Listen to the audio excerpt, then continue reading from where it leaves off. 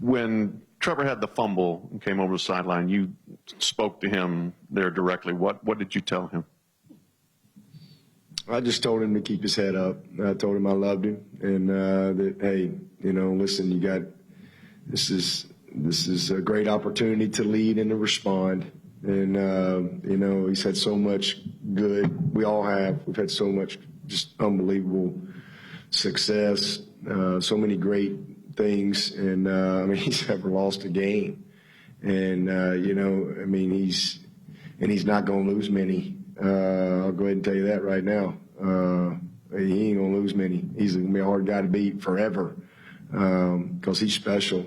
And he had a tough night tonight for whatever reason. Just didn't have his best night. But I wouldn't trade him for nobody. I love that guy, and that's it. I just told him, hey, keep your head up. You had a great opportunity here to respond. It's easy when everything's good. And so just told him I'm proud of him and appreciated his fight, his grit, his will. And, hey, that's ball. Listen, he was giving everything he had, and it was a good play by them, knocking it loose. And, so we go over there and love on him when they throw touchdown passes. I want to love on him when he had a mistake too. And because his effort was tremendous. And again, just didn't have our best night tonight. But man, I love Trevor Lawrence. I wouldn't trade that guy for nobody. And he is special. And I know exactly how he'll respond. He'll get right back to work. And we're going to have a really, really good football team next year. We got tons of guys back. I got 15 mid-years there.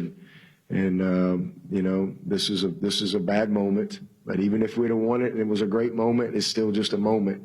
The true joy comes in the challenge of trying to go do it. And we'll get back to work on that. Literally, I think 6 weeks from Wednesday, we're back on the field. And look forward to it. Stinks tonight. Really just, I don't ever plan to lose. So it just stinks. But listen, this is about LSU. They earned it. And like I said, I'm really happy for Coach O. I have a lot of respect for him and their players. They earned it. Nobody gave them anything. They went and earned it. So tip your hat to them. And this was their night. And it wasn't our night. But man, what an unbelievable year! What an unbelievable decade. To be honest with you, just an unbelievable decade. And excited about starting this new one. So, we'll learn from it. We'll get better. Certainly, there were some things that were there that where we had our chances, but just didn't do enough tonight. And give them credit. Next question, right down here in the front. Coach Trevor Groves, Tigers.com. How much of a game changer do you think the loss of Skowski was, and did you agree with the call? Well, I'll have to go look at it. I didn't get to really see it very clear, but listen, that's football. There's no excuses. We're not making any excuses. That's football. Next guy up. In fact, I thought Jake Venables went in there and played well. I thought Jake did some really good things and got some good experience in a critical game like that. So I hate it for Jamie. He's such a wonderful young man and such a great leader and all that, but they were just a better team. Next question, same section, a couple rows back.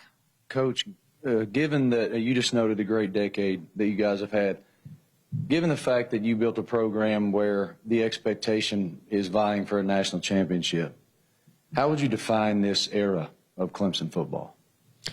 Somebody asked me that the other day. I just said transformative. I'm not sure that's a word, but that's the way I'd say it. We just, from where we were in 2009, my first year, to where we are now. I've been in 5 straight playoffs, and we've won 2 out of the last 4 national championships, and we've been in 4 national championships, I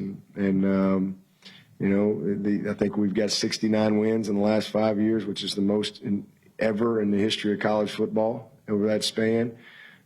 So we built a program of consistency, and that's really what it's about to me. and it's not just on the field. We've been top 10 academically 9 of my 11 years, and 8 out of the last 9, us, Duke, and Northwestern. So we've had a lot of consistency on the field, but a lot of consistency off the field.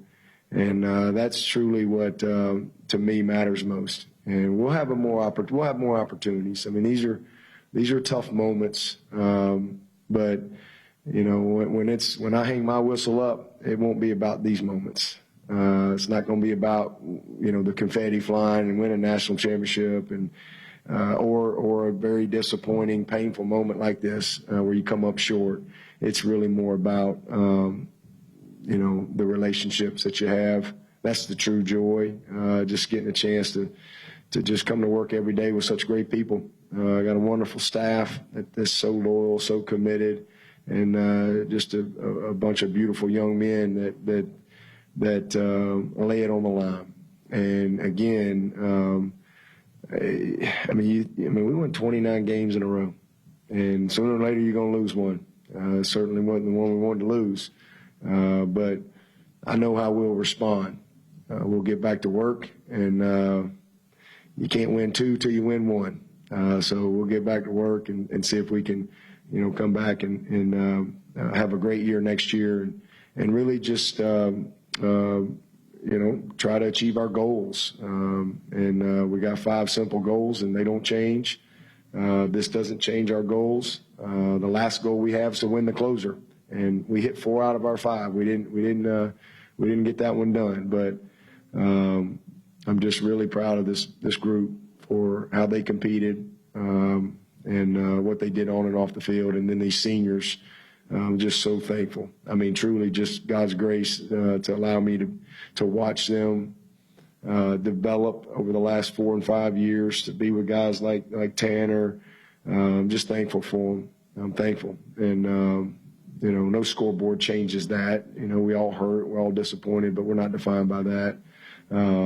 These guys, they competed with all they had. So sometimes you come up short.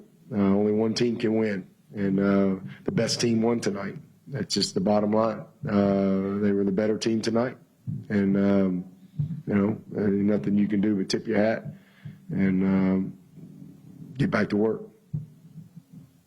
Right here in the same section. Coach Cliff Early, Sports Byline USA, Lab Sports.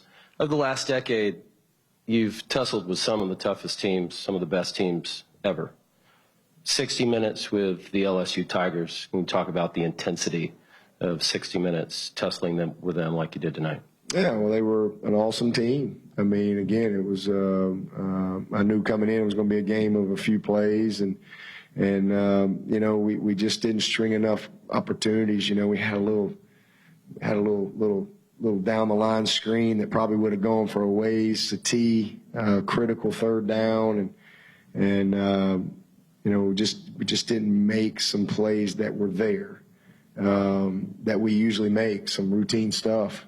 And when you're in a game like that, when you know that their offense this year was just special, and they did an amazing job. And they made some plays tonight that, you just got to tip your hat to them because the ball was in the only place that their guy could catch it. We had great coverage, and that was championship football, and that's why they're the champions because they made those type of plays, and that's what you got to do. But it was great. It was very competitive. Our guys competed their tails off, and this will be a painful tape to watch, but one that'll help us. It'll help us get back to work and build next year's team. I've been on both sides of it. So but we've played. We've played so many great teams. That Alabama team last year was a great team, but we were a great team, and we were a better team that night. So, but this team, what they accomplished is really special. Beat a great Ohio State team a couple weeks ago that I thought was really, really good. And but tonight, this was LSU's night, and I'm happy for their fans. This is a unique situation, to play a national championship game basically in your backyard. What a unique opportunity for them. And I thought the environment was amazing. It was a great environment, great crowd, great energy all night from both fan bases. And, just again, they earned it and did what they needed to do to win. Coach, thank you very much. Got it.